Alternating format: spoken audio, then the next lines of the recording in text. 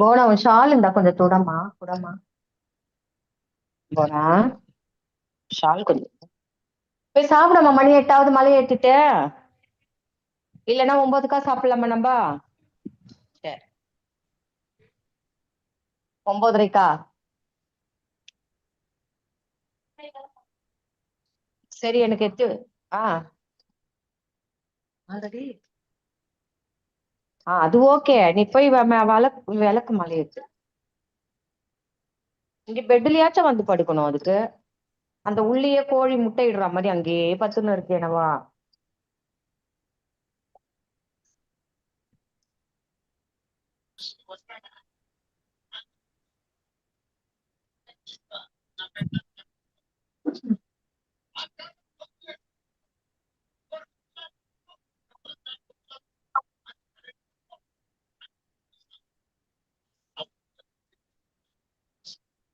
Namaskaram, everybody. Thank you for joining.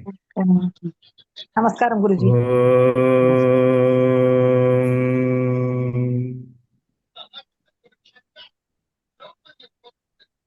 Bhijapuragadekshukarmukurajap chakram japashotpala Vryagrasvapishanratnakalashaif prodhitkaram bhoruvaha Dheyo vallabhaya sapadmakaraya ashlishto jvalad bhushaya Vishwotpatti vipatti samstikaro vignesha ishtardham Srinathadi Gurutrayam Ganapatim Pitatrayam Bhairavam Siddhaugam Vatakatrayam Padayugam Dhuti Kramam Mandalam Virandhyashtachatushkashashti Navakam Veeravali Panchakam Shriman Malini Mantra Rajasahitam Vande Guror Mandalam Matharme Madhukaita Bhagni Mahishaf Pranapaharodhyame Heda Nirmita Dhumra Lochanavade He Chandamundhani Nisheshi Krita Rakta Bhija Danuje Nitye Nishumbhabahe Shumbhadvansani Samhara Suduritan Durge Namaste Mbike Sarvam Shri Chandi Mahalakshmi Shri Padukam Pujayami Tarpayami Namaha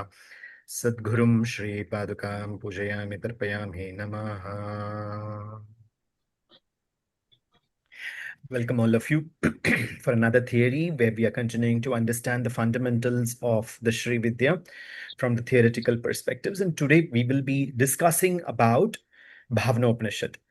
Bhavanopanishad is a very celebrated text in the Srividya traditions, and Bhavanopanishad gives the foundation for us for the interpretation of the mantras and the Sri Chakra. And Bhavanopanishad is one of the primary Upanishads in the 108 Upanishads which are present in our Shastras. Today, before we get into the Bhavanopanishad, I would like to speak in general the introduction to Bhavanopanishad. What is Bhavanopanishad all about, or rather, the foundations from where the Bhavanopanishad is coming in actually. Because what happens is that over time, we learn so many things, but we forget the fundamentals actually. So it's always better to stick on to the fundamentals so that we know from where we are actually coming from. So similarly, I would like to speak on the fundamentals of Bhavanopanishad. So as I mentioned, like if I have to give a brief introduction, Bhavanopanishad explains the secrets of the Sri Chakra actually, and emphasizes the role of dhyanam, that is meditation, on the symbol of Sri Chakra. It is Ati Guhya Rahasyam because it is explaining the matrix, the complex matrix or the geometry of the Sri Chakra. It is considered to be the doctrine of higher wisdom.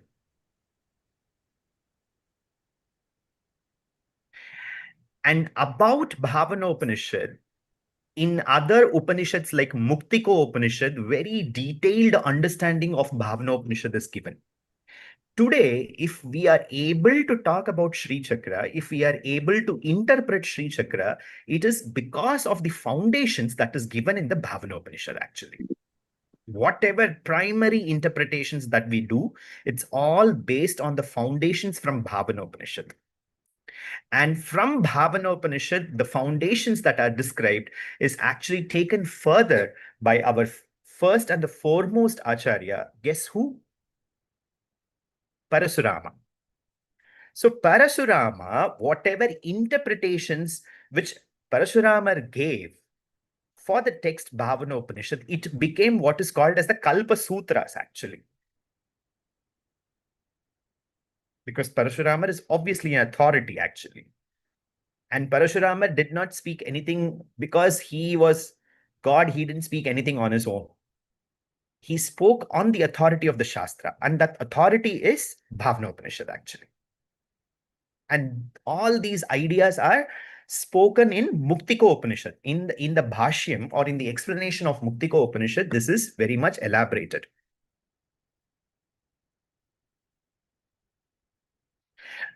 Later, the interpretations of the Bhavanopanishad became more than Tantric, it became Vedantic actually.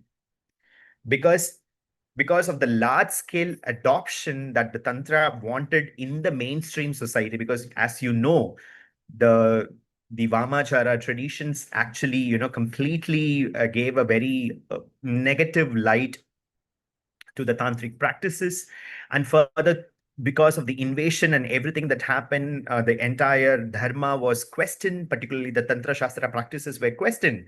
So to accommodate the tantra into the mainstream society and also to preserve it, the Vedantic traditions gave what is called as the Vedantic interpretations to Bhavanopanishad, which is very much available for us in today's times actually.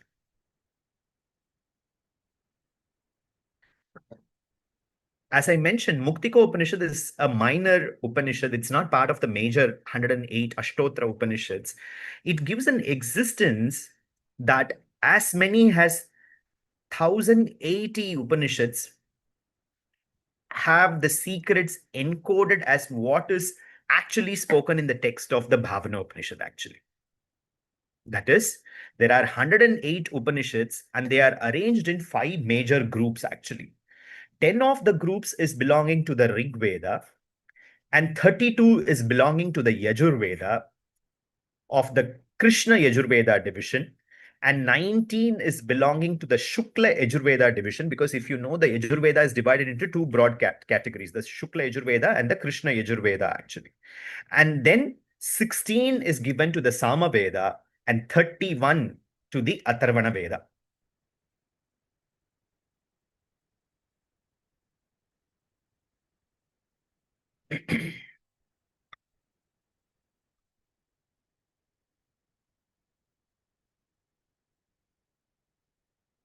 The classical text within the Srividya traditions, we understand Bhavanopanishad as the Prasthanatraya. Prasthanatraya means the foundational triad.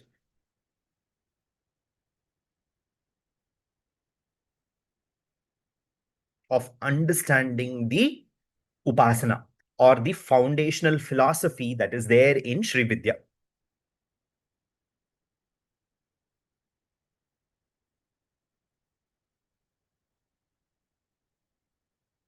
So what is actually spoken? Now I'm coming to the point. You all, not all of you, some of you have learned what is called as the Atharva Upanishad. Yes, the Devi Atharva Upanishad. You all in general know there is something called as Ganapati Atharva Upanishad. Correct? You'd have heard the name actually. So this Atharva Upanishad is the meaning is the secret doctrine. And who is this Atharva Upanishad? What that Upanishad is talking about? It is talking about a particular entity called as Atharvan. Atharvan. And who is this Atharvan? Atharvan is considered to be the Bhagavan in the terrific Rudra Swarupam. And when this question is asked to the Atharvan, who you are, then Atharvan, that is Rudra himself, is answering that he is the all-pervasive and the ever-enduring entity of this universe. In other words, Atharvan is proclaiming that he is the Brahman.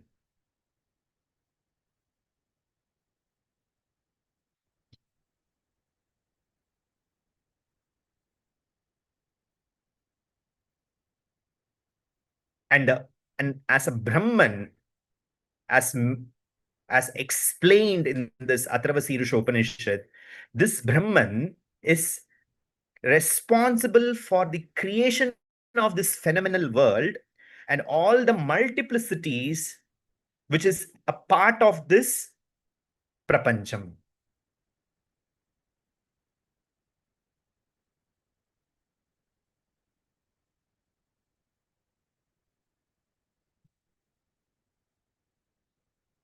And at the end, interestingly, of the Atharvana Upanishad, it is mentioned and considered that this Atharvan is the head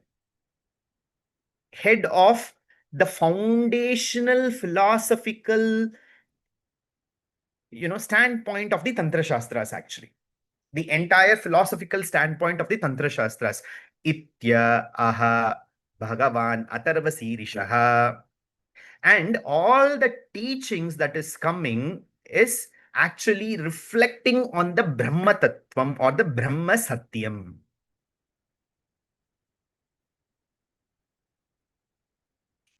The concluding sentence, if we have to interpret from the lens of Bhaskaracharya, one of the finest Srividya Acharyas, explains that this entire idea of Atharvan is the one who should be understood as the ideological foundation behind the secrets of Srividya, the ideological foundations behind the secrets of the Srividya.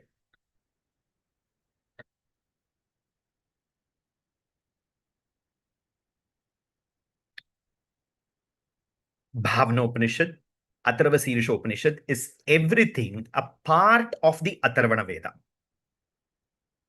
The foundation in the major classification of the divisions in the 4 Vedas, it is placed in the Atharvana Veda. Interestingly, all the major Tantra Shastra theories are actually a part of the Atharvana Veda. The moment when we are talking about Atharvana Veda, the unfortunate notion that we have is that everything is black magic, actually. I'm very sorry to say this is not the real thoughts that is there. Anything that can be used for good can be equally used for destroying also, actually. And all the elements that is present in the Atharvana Veda is the most superior as far as this world is concerned, because all the practical essence of the entire science, wisdom, philosophy is everything is coming majority from the Atharvana Veda. So Atharvana Veda is trying to reconcile the teaching from the Vedantic outlook, not from the Tantric outlook, because as I mentioned, because of the invasion and the other reasons that we had to restore, the Bhashyam or the interpretations came from the Vedantic perspective, more from the Tantric perspective. It was well known that the Tantra Shastras aligned with the Atharvana Veda, particularly the Sukra Niti. Sukra Niti chapters 4, 3 and 27 in the Atharvana Veda, the Sukra Niti text, mentions, as I just spoke about, it speaks about medicine, that is Ayurveda. It speaks about Dhanurveda, that is archery. It speaks about music, that is Gandharva Veda. And it also talks about all the affiliations that the Atharvana Veda has with Rig Veda, Yajur Veda, and Sama Veda in different perspectives and dimensions. In the most traditional view, if we have to understand this Atharvana Veda from the Tantra's point of view, the Saubhagya Khandam, the portion from the Atharvana Veda actually talks about the Tantric frameworks and claims that the Atharvana Veda is the source of the ideology and the authority of the prescriptions, which is all the foundations of what is called as I just spoke about, the healing, the black magic, or the other wisdoms that are alternative from the mainstream societal perspectives, actually. And for example, if we look into the text like Rudra Yamala Tantra, it holds Mother Goddess, that is our Devi, as the supreme tantric, actually, in the context that the Atharvana Veda is actually Atharvana Shakini. It's not Shaka, but it is considered to be Shakini, which is the female form of understanding that the entire aspects are talking about the female aspect of the Brahman, actually. The same text, if we have to go a little deeper, it talks about the eulogy of the Vedas in eyes of a traditionalist perspective, actually. What it is all about, it talks about how the Veda contains the essence of all the Chaturveda Jnana Saraha, that is, it is from Samaveda, from Rig Veda, or from the Yajur Veda, we understand how the three gunas have emerged actually, because it is not just with the idea of the Atharvana Veda, because Atharvana Veda, when we talk about Atharvana Veda, then the moment we will immediately say that all the tamasic guna is coming from the Atharvana Veda. Correct? No, actually, it is not that the way, that is not the way to interpret actually. The three gunas, sattva, rajas, and tamas, all are within the scope of what is called as all the Vedas, but specifically when we have to understand, because as practitioners of Tantra Shastra or the Kundalini Shakti, which is central to the ideology of the tantric practices, it is the Atharvana Veda Chakra, which talks about the entire Kundalini dynamics actually. And it is predominantly resting on the Shakta philosophy. That is, Devi is the foundation of the Kundalini Shakti.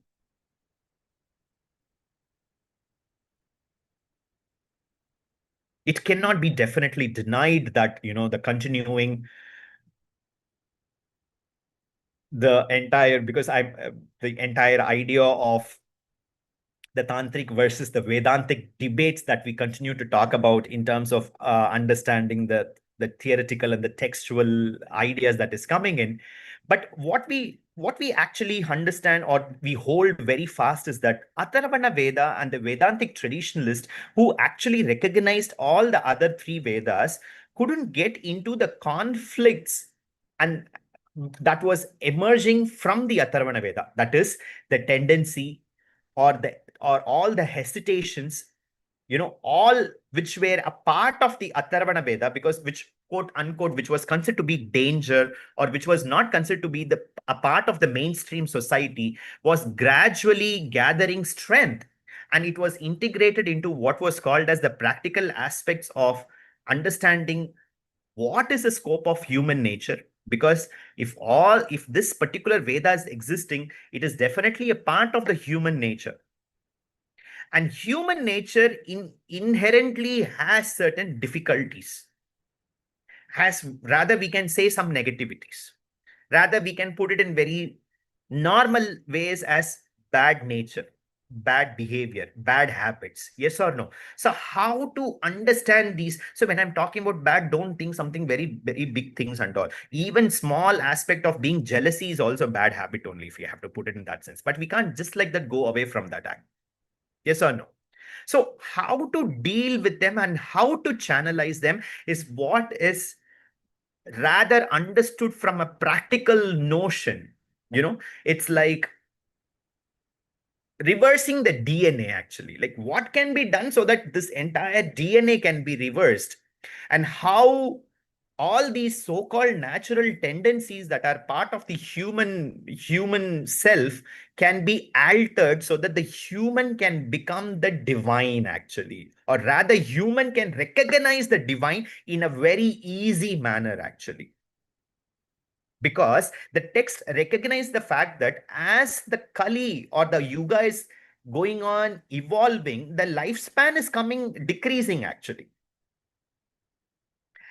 And all the human nature, the inherent nature of the human behavior is also remaining intact.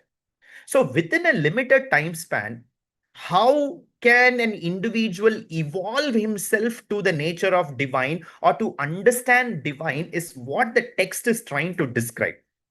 And through the describing this idea, the text introduces the Sri Chakra to us actually. And introducing the Sri Chakra, it brings the manifestation of the Sri Chakra as what is called as the Sri Guru. Sri Guru Sarva Bhuta Karana Shakti. It is the major mantra in the Bhavanopanishad actually. Who has the adhikaram to explain, who has an adhikaram to infuse it? The Sri Guru has the adhikaram. It was of a very common belief that the tantras were derived from the Atharvana Veda complexity, as I am just mentioning. There were also views, for example, the Narayani Tantra. The Narayaniya Tantra describes that the all the derivatives that came from the Rudra Yamala text or the other tantric traditions were also having, impactful tracing from Rig Veda also, or from the Rig Veda, where Rudra Yamala text have a major interrelationship. The Yajur Veda with the Vishnu Yamala, Rig Veda with the Rudra Yamala, Yajur Veda with the Vishnu Yamala text, and the Sama Veda with the Brahma Yamala text actually. We as Srividya theorists, we have a lot of interrelationship with the Rudra Yamala Tantra, but there is also Vishnu Yamala and the Brahma Yamala text actually. And there is also another very secret text which is called as the Shakti Yamala, which is a part of the derivatives of the Atharvana Veda actually.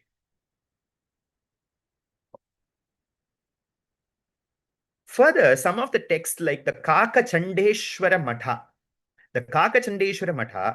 taught that the Vedic understanding that is giving us the absolute nature of understanding the Brahman is all derived from the roots of the Tantra actually. Like, for example, the Kularnava Tantra, linked with the Vedic wisdom, talks about all the aspects of what is called as the need and the necessity of this human nature and the evolution of the human nature to be deeply interpreted and understood from the perspective of the Vedanta, but the deep foundations are laid upon the Tantra Shastras actually.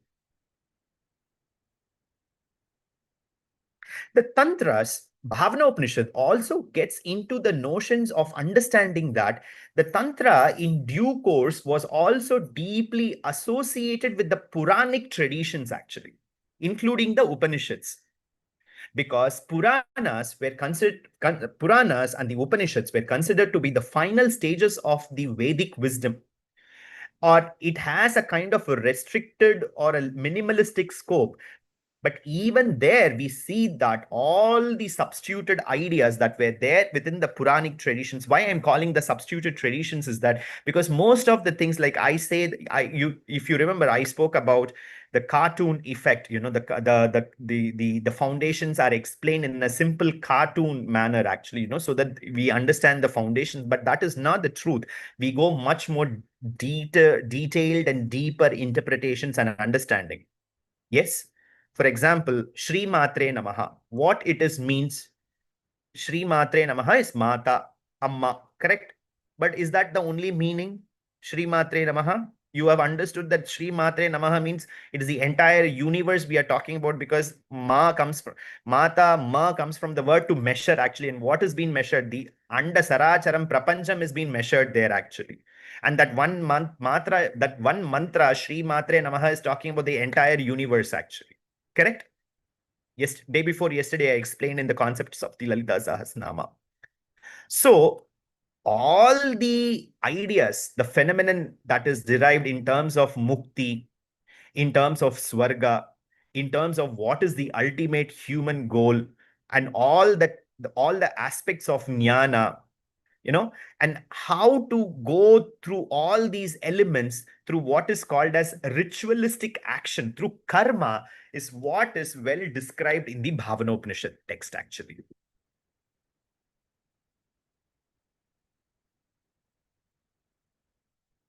And I think somebody's having some question. Okay. Moving further, I spoke about the Atharvan, the concept of Atharvan. The Atharvan, when we look deeper into the Atharvan ideas, what the text is talking about, it definitely has certain magical rites and rituals. We cannot deny that actually. It definitely has certain scope for short-term benefits and short-term, achievements actually, if I have to put it across.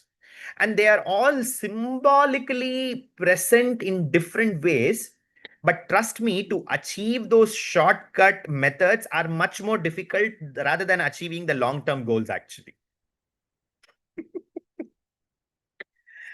If you look into the rules and regulations, once because we feel that doing all these magic and all these things are easy, it is not. Trust me, it is not that easy, actually. All these kala jadoo, because some people think that, it's like so easy to do some kala jadoo and all. It is not that easy. First of all, let me tell you openly, because some of you are already put this in your mind that, somebody is doing some pilli, sunyam, kala jadoo and all to me. First of all, it is not that easy, number one. Number two, even they do means it is not that it will remain on you for 365 days and years together and all. It cannot stay, because if that is staying, then we should stop worshipping Lalita Mahatripura and we should worship those individuals who are actually doing that to us, actually, because they are that powerful.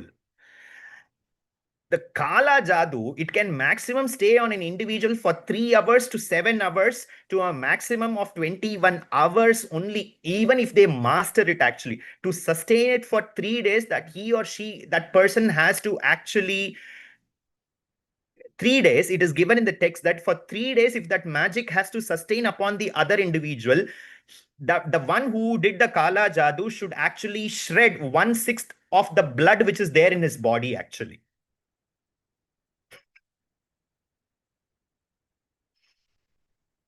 For 3 days, if it has to sustain.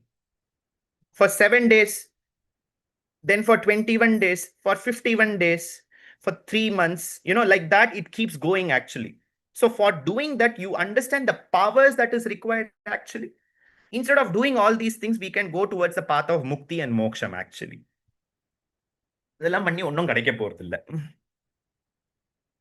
By doing all these things, what is that we are going to get?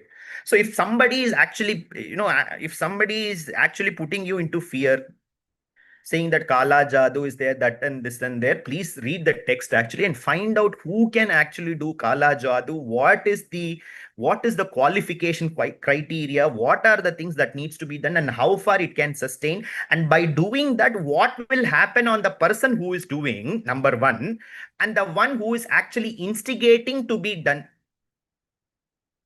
If somebody is asking to be done, even he or she is a part of that karmic vengeance cycle, actually. Let me tell you, actually.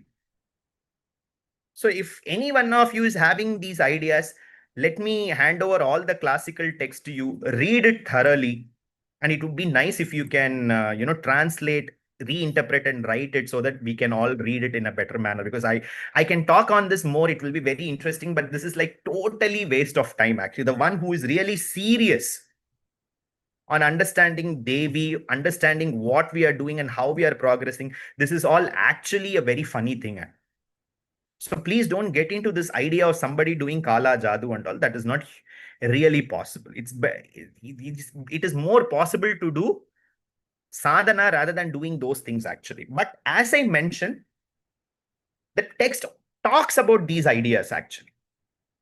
The text talks about these ideas, but it is very difficult. The text itself declares that it is very difficult if the one who wants to choose the shortcut methods, it is not a long-term sustaining path, and it is not a very highly beneficial path, actually, on a longer run, actually. And further, we understand there is this important, apart from Bhaskaracharya, this important Acharya, Lakshmidhara. Lakshmidhara is one of the individual who has done a lot of bhashyams or interpretations on all these texts, actually, particularly on the Saundarya Lahari. We will be starting with Saundarya Lahari the next semester, and we will be looking into Lakshmidhara's commentary, where when we are talking about Saundarya Lahari, Lakshmidhara brings in a lot of elements of Bhavanopanishad, the interpretations from Bhavanopanishad, to understand how the Sri Chakra becomes so contextual in terms of the practical ways of the living wisdom of the Sri Chakra, actually. It is not just something to be just simply worshipped, but it can be invoked through the ways, as I mentioned, and I was talking about how to reframe the fundamentals of the human personality, actually, which is very difficult to change. The traits, how it can be changed, actually. And that is what is actually defined or reinterpreted as the magic that can actually happen on one individual. Because to change somebody's personality is not that easy, actually. because it is based on a lot of what is called as the karmic and the vasanas and the samskaras that we are carrying actually. And to simply change that, that is not easy. So what the Sri Chakra is doing, that Sri Chakra has the power to change the perspective, the personality, the behavior, the mindset of the one who is actually approaching the Sri Chakra. And that is what is actually called as the ultimate magic that should actually happen on any individual. And that is what Lakshmidhara is actually interpreting and talking about actually. Because the very name, the Upanishad, actually means secret teaching. Upanishad means to sit and to listen, to take what is called as the wisdom or the direct transmission of the liberating of the knowledge, liberating the knowledge which is actually giving us wisdom. So all the methods that we are talking about in terms of the canonical Upanishad, the text and everything, is talking about the highest truth of what is called as self-realization. And from the concept of self-realization, we are actually leading to what is called as the God realization. This is one of the very beautiful line that one of the students wrote in the exams, and I'm taking it from there actually. Self-realization leading to God realization actually. And what is directly experienced is one own being, is the wisdom actually. What is the scope of wisdom that I am deriving actually? For example, in this class, almost 53 of you are sitting and listening, but it is not that all the 53 have the same levels of perception actually. What is one taking and what is one assimilating is purely the grace of Parashakti actually.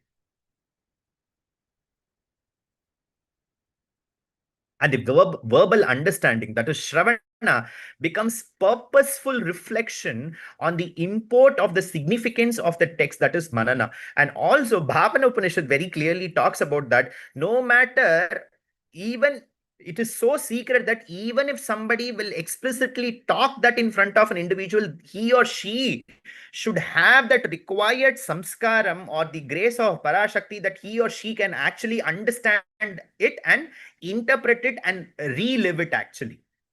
You call them and say that this is what is a secret, you understand, they will say, secret, okay, go. Are you able to follow what I'm trying to say? So all of you are here listening, but it actually depends on the pure grace of Tripura Sundari, whether what I am talking is actually you are understanding or not. You might even not have to understand English, but still it can be transmuted to you actually. That is the power of this Upanishad actually. If it has to transmit to you, it will be transmuted. Otherwise, how I'm sitting here if I don't have to listen? Maybe you have good samskaras, no doubt about it, that you are able to sit here and listen to this. But maybe you need to work further upon yourself that the grace flows in such a way that you can understand the text of the Bhavanopanishad actually. So therefore, the intimate contemplation that is spoken in the Vedantas, that is the Nididhyasanam, is very effective as an instrument for what is called as acquisition of liberation. This wisdom becomes what is called as the acquisition of liberation, basically. And this is foundation in the Atharvana Veda because it is transmuting it in a very swift and a fast manner, it seems actually. Because Atharvana Veda is considered to give results in a very effective and a quick manner. And here, what Atharvana Veda is doing, it is actually transmuting the knowledge in a very fast manner, actually. Okay, fine. You have learned the ABCD, no need to go for first standard. You directly jump to fifth standard, actually. Let me explain to you more. It is something like that, actually. Are you able to follow what I'm trying to say? So, Kamakshi. So, what we are trying to understand is that the entire cult within the Srividya, particularly, when we are talking about the Dakshinachara traditions or our Kolachara traditions, all the aspects of the upasana is based on what is called as the Saubhagya Khandam in the Bhavanopanishad. that it contains what is called as how to celebrate the worship of Sri Chakra, how to celebrate Sri Chakra. In other words, what is the approach and the mechanism for Sri Chakra? It clearly talks about nyasams. It clearly talks about the Shakti. It talks about the invocation. It talks about the jnana that is required and all the other aspects of reality in which the Sri Chakra can be approached. And there is this particular Upanishad which is called the Srividya Taraka, which is a part of the interpretation of the Bhavanopanishad. It is considered to be a dialogue between Agastya and Hayagriva. And in there, we understand that all the aspects of the self, which is rooted in the four-footed knowledge, it seems, the Chatushash part actually, that is passing through the condition of wakefulness state, dream state, sleep state, and beyond that actually. Jagrat, Swapna, Sushupti, and even beyond that actually. How the entire knowledge is getting transmitted. So whatever I'm speaking now, it is not just working on you just now in this moment. It can work on you even when you're sleeping. It can work on you even when you're subconscious. It can work for you even when you're dreaming. It can work for you even when you're not thinking about this knowledge actually. And this is what is exactly explained in the Tripura Tapani Upanishad, because it is supporting these statements of Bhavanopanishad, and it is explaining that the Srividya, the entire scope of the performatory aspects means all the ritual logics within the Srividya is actually so deeply connected to the symbolism of what is called as the meditation, which is actually there in the abstract symbolism actually, because meditation is so abstract. If that meditation needs to be put in an action, that is what is called as the Navavarna Puja in the Sri Chakra actually. That is through action, we are getting into that meditative contemplation. The text in detail, as we have already spoken in different dimensions, it talks about the 9 enclosures in the Sri Chakra, and how one individual has to ascend to the Bindu through the central triangle and where the Bindu is located.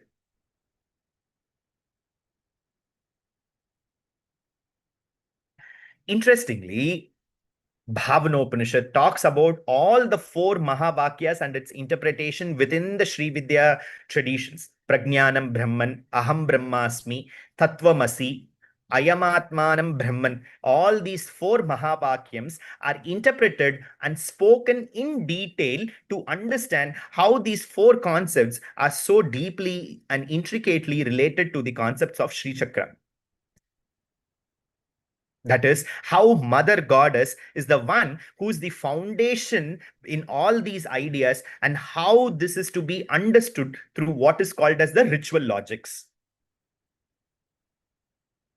As we just spoke about the Muktika Upanishad, it talks about Devi in the aspect of Brahman and how that Brahman is understood and interpreted in terms of Tripura Sundari, in terms of Bhala, in terms of Shamla, in terms of Varahi, and how this entire Brahman is so transcendental in nature, yet she is coming down with all the 3 gunas, with the 36 tattvas, and how she is becoming a part of this prapancham, and yet she is beyond the prapancha tattva.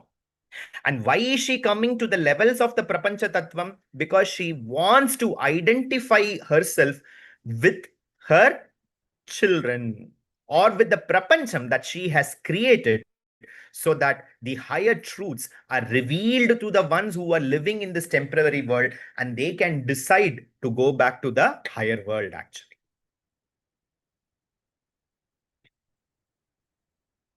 And why is that we are talking about the Sri Chakra theory particularly from the Bhavanopanishad context is that because tomorrow, or those of you who are already exposed to the ideas of the Sri Chakra and the Sri Chakra Navavarna Puja, or the 9 enclosures of the Sri Chakra, the Bindu and everything, you must understand that all these concepts are coming from what is called as from the understanding of the Bhavanopanishad as the primary text, actually. And there are various aspects within the Bhavanopanishad because it talks in detail about even the interpretation of what we understand as the Gayatri Mantra. The Gayatri Mantra interpretation is actually coming from the Bhavanopanishad.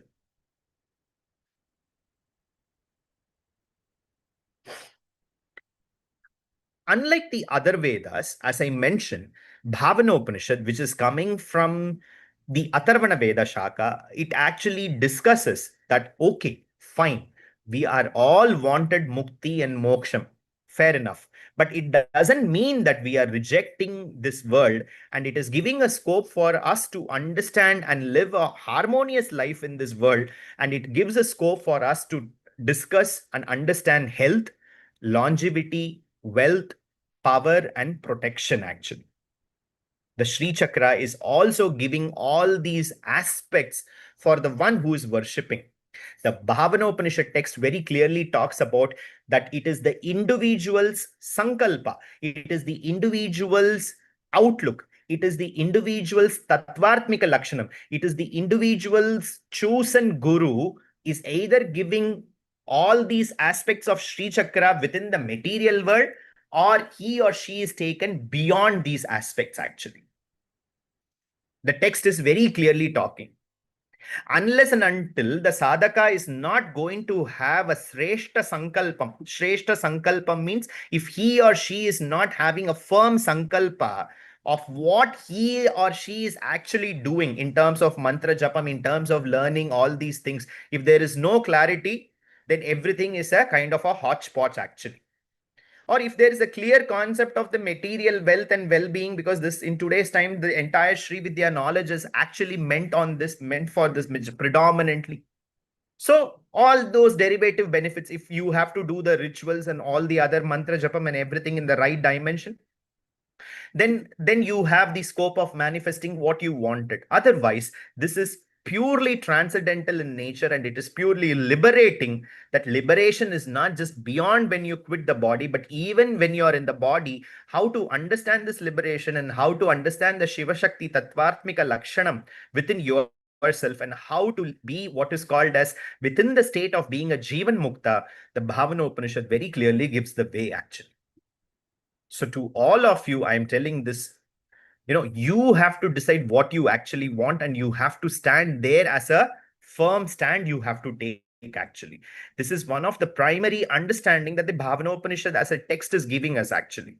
Unless and until we are not very sure about why we are actually doing the sadhana, whatever we are trying to do, it is not going to manifest in the complete sense, actually.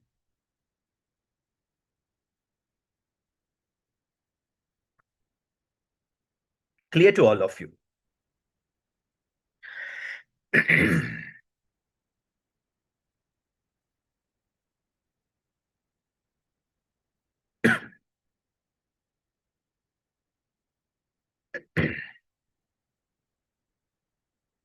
So to sum up what I had been telling, because today is just the introduction, because this was supposed to be taken yesterday, and today I was supposed to get into the details, but yesterday I couldn't take the class.